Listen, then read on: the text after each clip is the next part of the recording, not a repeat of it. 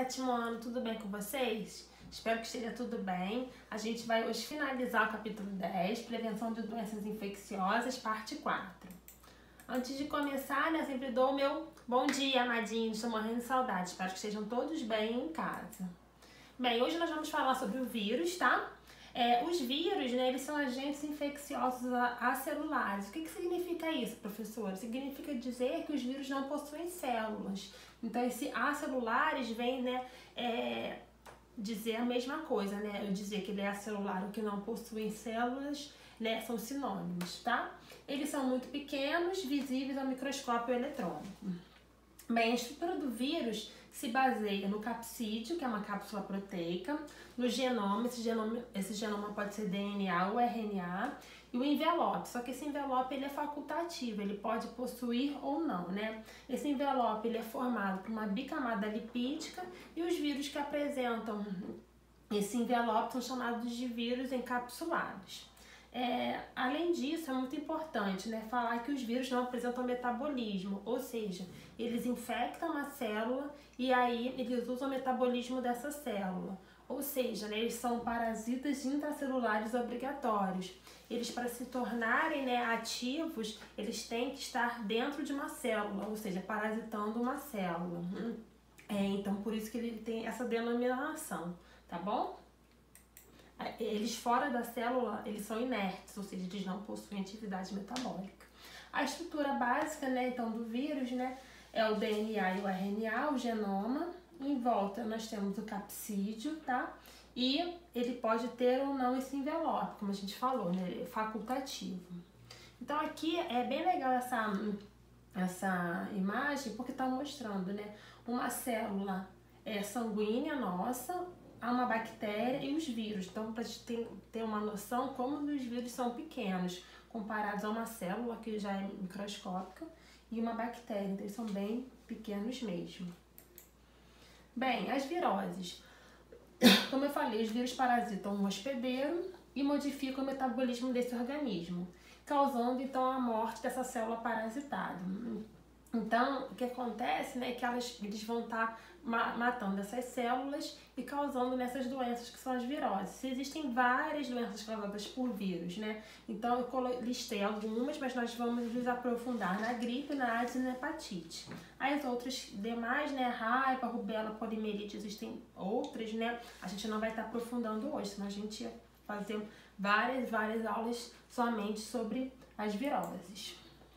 Bem, nós vamos falar da gripe, né? A gripe, ela ocorre em períodos sazonais, ou seja, né, é uma doença que se espalha rapidamente pelo mundo. Acho que todo mundo já teve uma gripe. Já houve, né, várias pandemias de gripe originadas de diferentes tipos de vírus. Quais são elas, professor? Já teve da influenza A, que infecta tanto as aves como nós, os seres humanos. H1N1, que antigamente foi chamada de gripe espanhola, e há pouco tempo nós tivemos, né, a chamada gripe suína. Como que acontece a transmissão pela gripe, né? Contato direto com as partículas de saliva, secreções nasais que contêm os vírus, meio de tosse, espirro e saliva contaminada. Quais são os sintomas, né? Calafrio, febre, coriza, dores de garganta, dores musculares, cabeça, né? Tosse, fadiga e sensação geral de desconforto. O tratamento, né? Nós usamos medicamentos que são vendidos, né, nas farmácias. E a vacina, você pode tomar essa vacina anualmente. Eu coloquei, né, um vídeo que eu disponibilizei do curso que eu estou fazendo de microbiologia aplicada. Então, o professor, ele passou esse vídeo, que é bem legal, sobre a Covid-19. Ele está em inglês, mas dá para ver as imagens que são bem legais sobre os vírus. Então, assim, fica bem didático, né? Para vocês terem uma noção de como funciona, né, a contaminação do vírus, né? Quando ele entra pelas nossas vias respiratórias, está mostrando direitinho, achei bem interessante, então coloquei para vocês aqui, para vocês terem uma noção de como é que é. Bem, outra doença que nós vamos falar é a AIDS, né? Ela é uma virose causada pelo vírus da imunodeficiência humana, conhecida com a sigla HIV, que ataca as células de defesa do corpo. Ou seja, nessas células de defesa do corpo, atingidas pelos vírus HIV são os glóbulos brancos, que são os glóbulos responsáveis pelas defesas do nosso organismo. Então, com a morte dessas células, o organismo fica infectado e torna-se suscetível às várias doenças, que seriam combatidas pelo sistema imunológico. Ou seja, a pessoa ela não morre de AIDS, ela morre, né, por exemplo, de uma gripe, né, pneumonia. Por quê? Porque o sistema imunitário da pessoa, né, imunológico, tá debilitado, e aí a pessoa fica mais suscetível a várias outras infecções. A transmissão, ela pode ocorrer por relação sexual sem preservativo, compartilhamento de seringas, a mãe infectada para o filho durante a gravidez, pode acontecer no parto ou na hora da amamentação, instrumentos cortantes com sangue contaminado. Professora, e a prevenção? A prevenção é utilizar preservativos nas relações sexuais, utilizar seringas e agulhas descartáveis, testagem do sangue antes das transfusões. Mulheres grávidas devem fazer o acompanhamento pré-natal para evitar a transmissão vertical, tá? E da mãe para o bebê. E o tratamento, professora?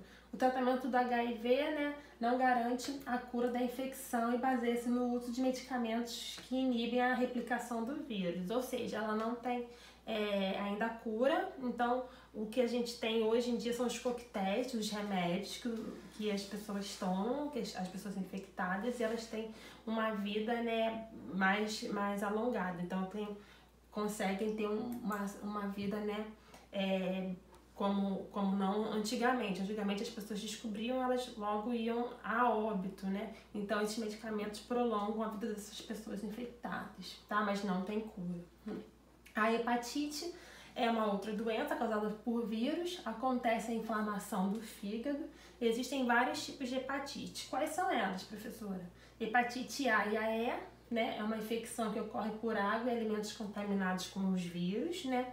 Nós temos a hepatite D, que vai infectar as pessoas que possuem a hepatite B, e também por água e alimentos contaminados. Na hepatite B, ela vai acontecer pela transmissão por via sexual desprotegida durante a gravidez ou parto. E a hepatite B e C, a transmissão pelo sangue infectado. Os sintomas, quais são os sintomas das hepatites, professora, em geral? Cansaço, mal-estar, tontura, enjoo, vômitos, dor abdominal, febre, pele e os olhos amarelados, urina escura e fezes claras. Os tratamentos, eles são diferentes um pouquinho. A hepatite A, B e D podem ser prevenidas com a vacinação, já tem a vacina. Todas as hepatites podem ser tratadas com controle ou cura total da doença. A evolução da doença, se você não for logo no médico, não se tratar, né, pode se agravar por uma cirrose ou então câncer de fígado. Aqui tá, né, uma ilustração do vírus da hepatite C que eu coloquei para vocês terem uma noção de como é que é. Bem, por último nós vamos falar sobre a vacinação. O que é a vacinação, né?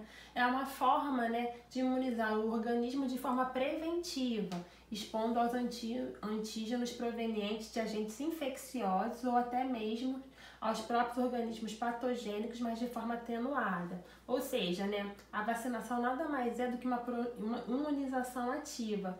Por quê? Porque o próprio organismo vacinado que vai produzir essas substâncias que são os anticorpos, porque se a pessoa tiver contato, né, com aquela doença, ela já vai conseguir fazer, né, esses anticorpos, né, para essa doença, então ela fica imunizada. Então, a vacinação ela é muito importante porque previamente, né, a gente consegue se imunizar, ou seja, produzir esses anticorpos para que se a gente tiver contato com a doença, a gente não ter a doença.